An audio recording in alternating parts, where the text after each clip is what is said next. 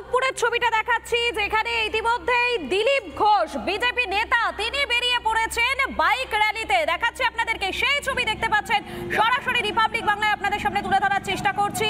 খড়গপুরে bike র্যালিতে দিলীপ ঘোষ। এই bike থেকে পুরো খড়গপুর কিন্তু সেজে উঠেছে। আমরা গতকালকেও দেখেছিলাম দিলীপ ঘোষ, তিনি কিন্তু প্রস্তুতি পর্ব, সেই প্রস্তুতি পর্বতেও সামিল হয়েছিলেন এবং আজকে যখন রামনবমী সকাল সকাল তিনি বেরিয়ে পড়েছেন খড়গপুরে বাইক মিছিল। সরাসরি চলে যাবো, আমাদের প্রতিনিধি ভাস্কর রয়েছেন এই মুহূর্তে। ভাস্কর, এই মুহূর্তে দিলীপ ঘোষ খড়গপুরে ঠিক কোথায় রয়েছেন?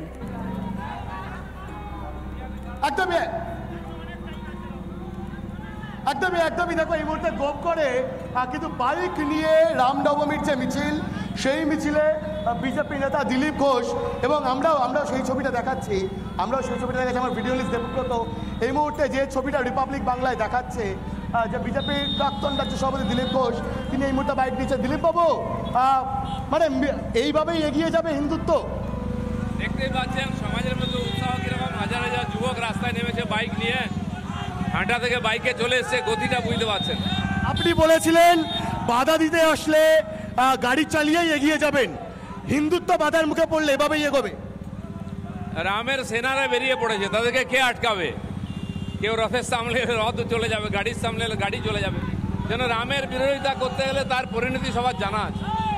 মধুকল্পিতা আমরা শোনাচ্ছিলাম প্রাক্তন বিজেপি রাজ্য সভাপতি দিলীপ ঘোষের প্রতিক্রিয়া, এবং এই মুহূর্তে আমার ভিডিও জার্নালিস্ট দেবব্রত সেই ছবিটা দেখাচ্ছে। প্রাক্তন বিজেপি রাজ্য সভাপতি দিলীপ ঘোষ তিনি এই মুহূর্তে বাইকে করে রামনবমীর যে মিছিল, সেই মিছিলে অংশগ্রহণ করেছেন।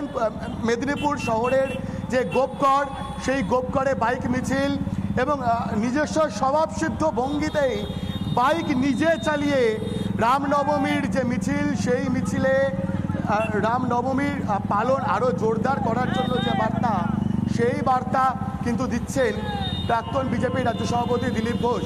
এবং সেই ছবিটা আমরা দেখাচ্ছিলাম, আমরা প্রতিক্রিয়া শোনালাম, একদম সুপার এক্সক্লুসিভ রিপাবলিক বাংলায় আমরা লাগাতার প্রতিক্রিয়া শোনালাম। একেবারে আমরা দিনভর এই ছবিগুলোর দিকেই নজর রাখবো, দিনভর প্রত্যেকটা জায়গার প্রত্যেকটা আপডেট আপনাদের সামনে তুলে ধরবো। আপাতত তোমাকে ধন্যবাদ ভাস্কর। ভাড়াভাঙা এলাকা থেকে সামান্য দূরে একটি মাঠে এই মুহূর্তে রামনবমীর যে প্রস্তুতি এবং রামের মন্দিরের যে শিলান্যাস, সেই শিলান্যাস পর্ব শুরু হবে আর কিছুক্ষণের মধ্যে। যজ্ঞকুণ্ড প্রস্তুত করা হচ্ছে, গাব্যঘৃত প্রস্তুত রয়েছে, বিভিন্ন ঘট পুজোর সামগ্রী রেডি হচ্ছে, পাশাপাশি একটি মঞ্চ তৈরি করা হয়েছে। এই মন্দির সংক্রান্ত বিভিন্ন ঘোষণা, তার পাশাপাশি আগামী রামনবমীকে কেন্দ্র করে যে সমস্ত কয়েকদিন ধরে কর্মসূচি হবে, সেই সমস্ত ঘোষণা করবেন শুভেন্দু অধিকারী।